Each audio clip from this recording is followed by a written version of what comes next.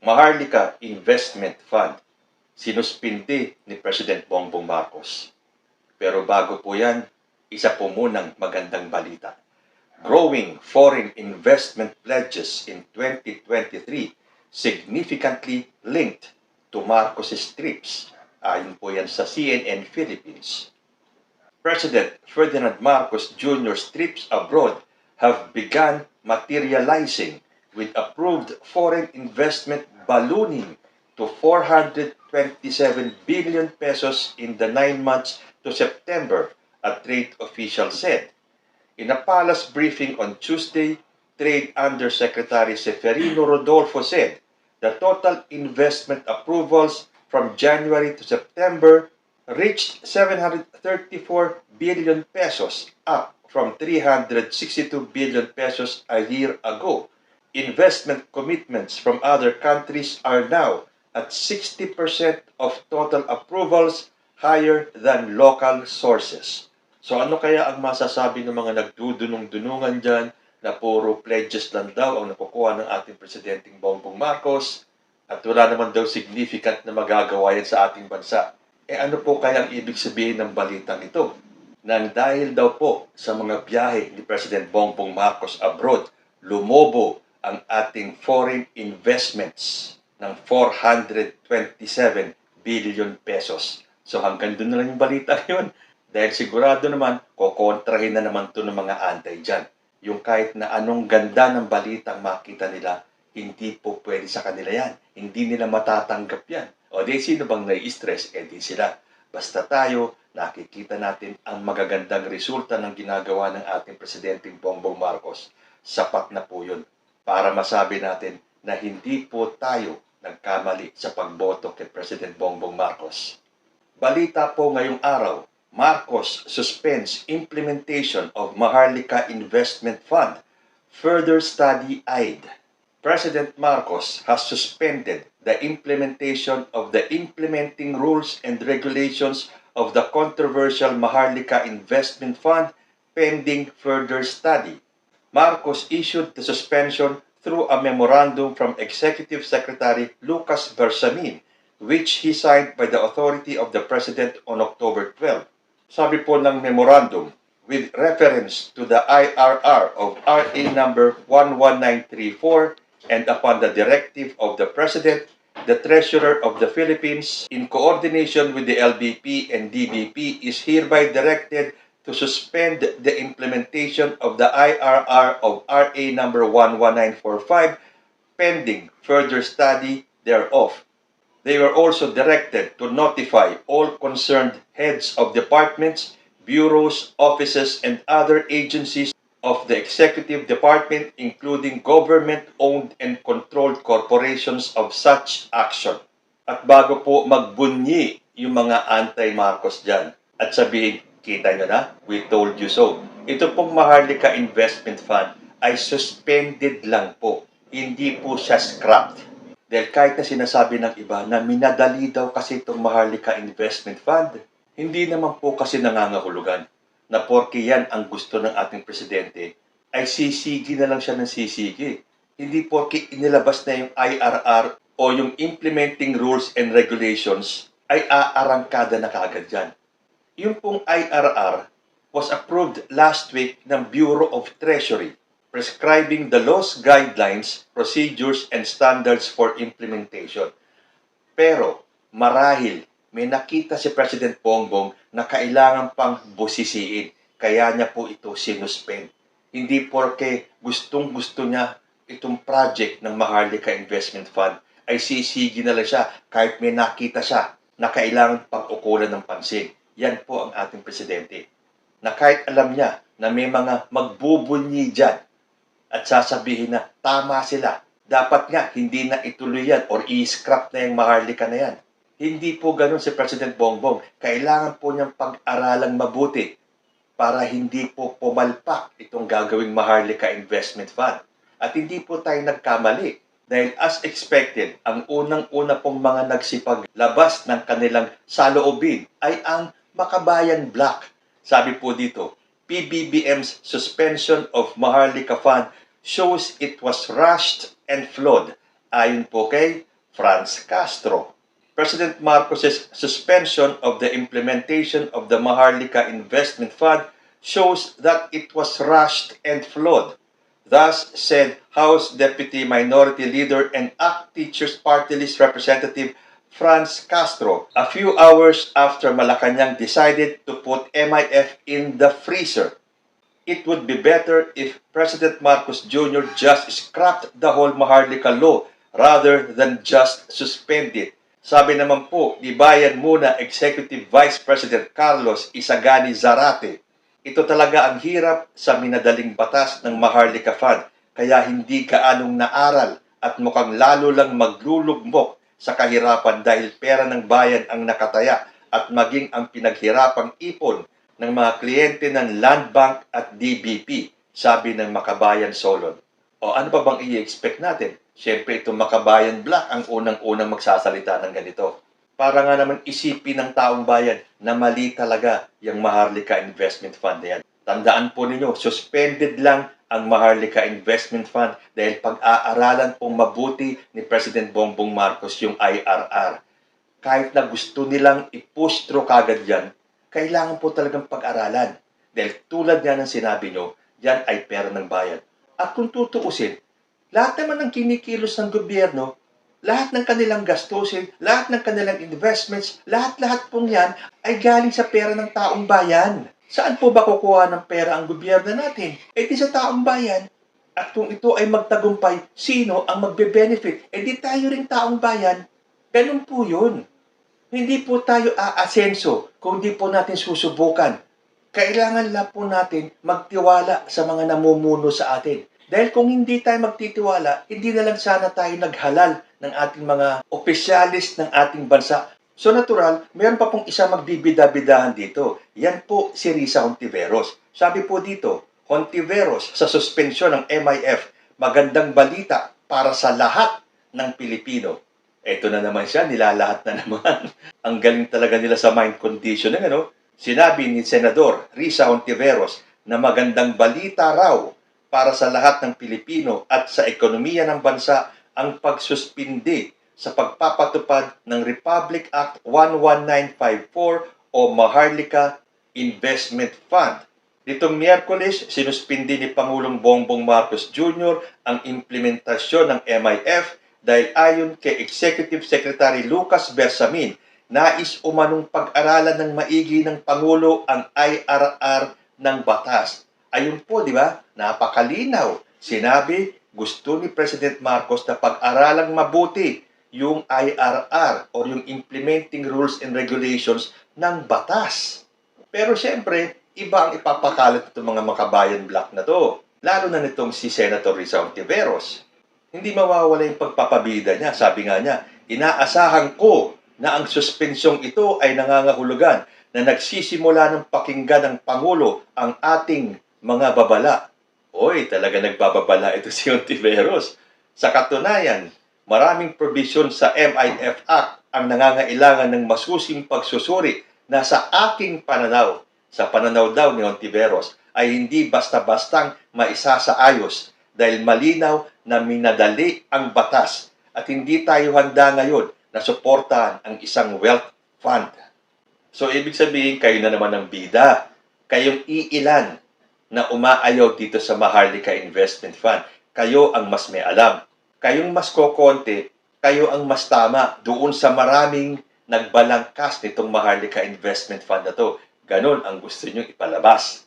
Pero hintayin pa rin po natin kung talaga bang ito ay hindi na itutuloy ni President Bongbong Marcos para mapatunayan na tama itong mga Makabayan Black na to at tama si Risa Hontiveros o sinuspindi lang talaga para pag-isipan mabuti, bigyan ng masusing pag-aaral itong Maharlika Investment Fund.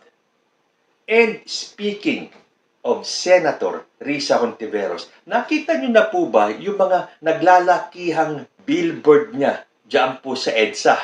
Nakalagay po doon sa mga EDSA billboards, Filipinos urged to support Christmas convoy to West Philippine Sea. Pero ang nakaw po ng pansin ay yung mga billboard ni Risa Hontiveros. Para bang kahit na ano ang gawin natin, iisa lang po ang iisipin natin. napakaaga naman po ng pangangampanyang ito. Dahil yung kanyang billboard po nakalagay, suportahan ang mga mangingisda sa West Philippine Sea. Atin ito. Tapos malaking pangalan ni Senator Risa Hontiveros. Ano pa bang iisipin ng taong bayan? Nako, Ma'am Risa, halatang halata naman itong pangangampanya mo. Although sinasabi nila na hindi naman daw alam ni Risa Hontiveros na ganito kalalaki yung gagawin na billboard. Maniwala tayo nun.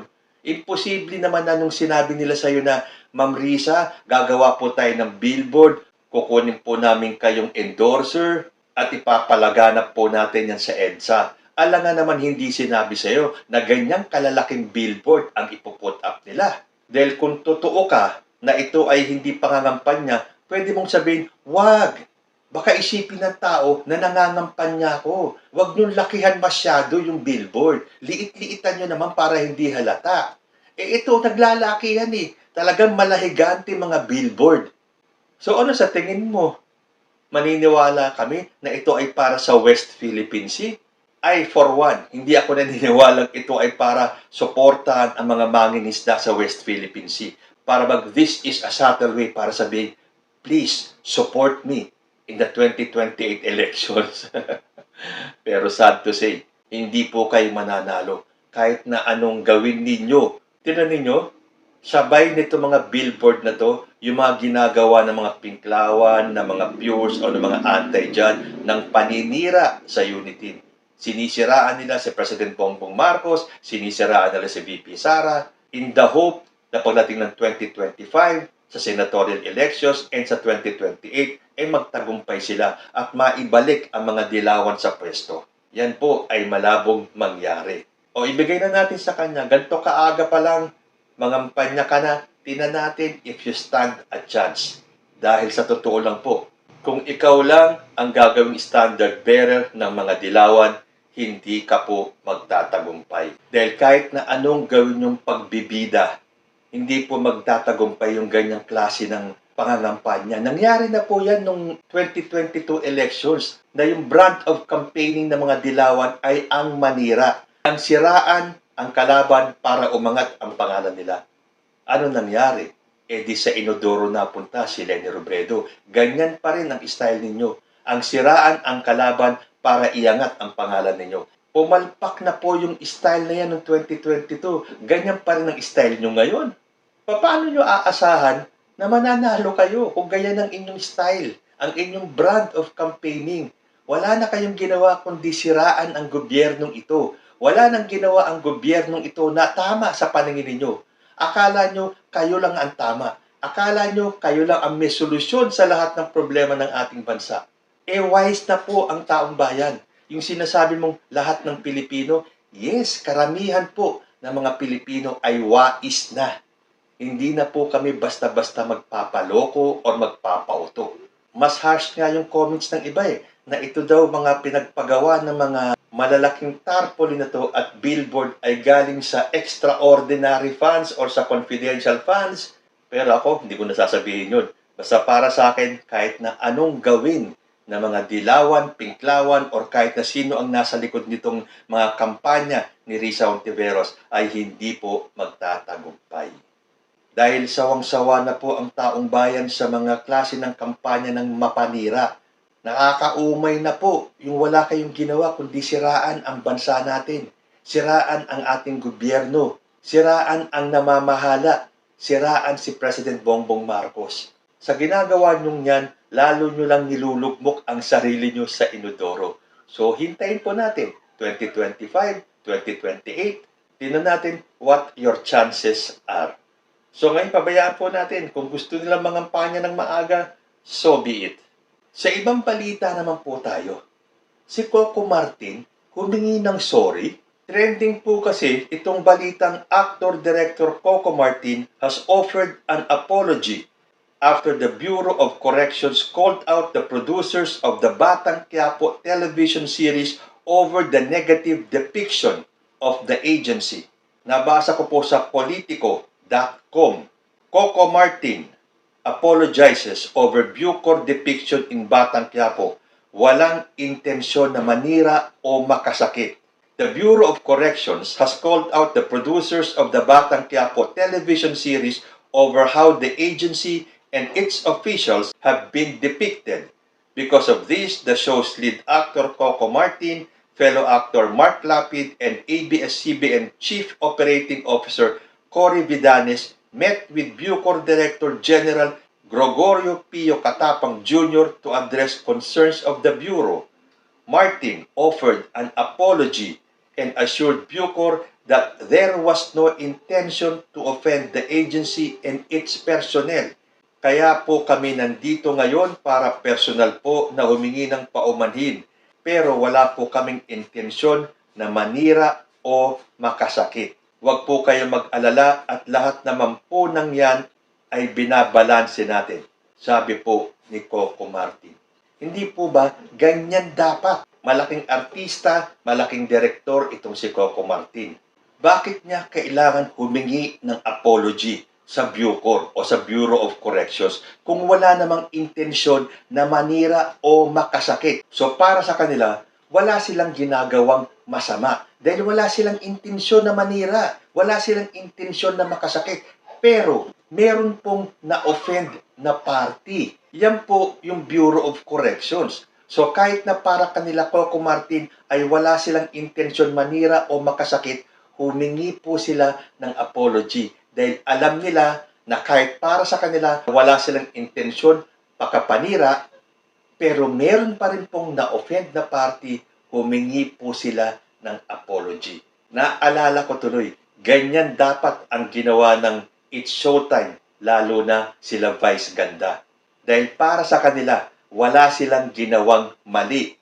Para sa kanila, hindi bastos yung pagkain ng icing sa harap ng mga bata. Para sa kanila at ipinaggigiitan nila hanggang sa masuspend sila na wala silang ginawang mali. At hindi po sila humingi ng apology. Hindi po sila humingi ng sorry man lang. Bakit hindi tularan itong si Coco Martin? Para kanila Coco Martin, wala silang intensyon manira o makasakit. Pero bakit sila humingi ng apology? Dahil meron pong na-offend na party. Ganyan ang nangyari kanila Vice Ganda. Kahit para sa kanila, wala silang nagawang mali, para sa kanila, tama yung ginawa nila, meron pong aggrieved o may nasaktan na ibang tao.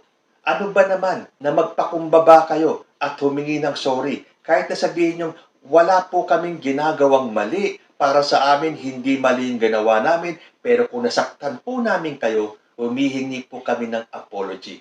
Tulad ng ginawa nitong si Coco Martin. Hindi po ba? Hindi sana siguro naging ganyan ka-harsh ang naging penalty nyo from MTRCB. Kung kayo ay nagpakumbaba man lang kahit na konti. Pero hindi hanggang sa kayo ay tuluyan masuspend. Dahil sa taas na mga ere ninyo, hindi nyo magawang humingi ng apology. Napakadali naman. Hindi ba? Tulad ng ginawa ni Coco Martin, hindi naman magiging kabawasan sa pagkatao ninyo kung kayo ay hihingi ng apology kahit na alam nyong hindi kayo nagkamali at wala kayong ginawang masama. So, saludo po tayo kay Coco Martin sa ginawa niya na kahit na wala silang intensyon manira or makasakit, humingi po sila ng sorry, nag-apologize po sila sa Bureau of Corrections dahil meron po silang na-offend na ibang tao. And lastly, trending po ngayon yung paglitaw ng second family ni Francis M. Kung kayo po ay nanonood ng mga reality TV shows natin at napanood nyo yung Pinoy Pawn Stars, malamang ay napanood nyo itong paglitaw na mag-inang Abigail at Gail Francesca Magalona. Yes po, may second family po pala yung namayapang Francis M. Nagpunta po sila sa Pawn Star para po i-alok yung t-shirt o jersey nitong si Francis M. And in the course of the conversation, napag-alaman po natin na ito po palang mag-inang ito ay may kaugnayan kay Francis M. Ito pong si Abigail ay naging kasintahan po pala ni Francis M. At ang sabi nila, for the last 15 years, hindi po sila nag-ingay, hindi po sila nagsalita. Ngayon lang, para lang daw ipaalam that they exist. Ano po kaya ang naging pakiramdam nitong tunay na pamilya ni Francis M. ng kanyang asawang si Pia Magalona sa paglantad ni Abigail at ng kanyang anak na si Gail Francisca? Kung napanood niyo po yung episode ng Pinoy Pawn Stars, kamukha nga po ni Francis M. itong kanyang anak na babae. Tama po ba na lumitaw pa itong mag-inang ito after 15 long years na nananahimik na ang ating Pinoy rap king na si Francis M? Saan po kaya hahantong itong revelasyon ni Abigail at Gail Francesca Magalona? Kayo po, what are your thoughts about this? Comment lang po down below and I will see you next time. Peace.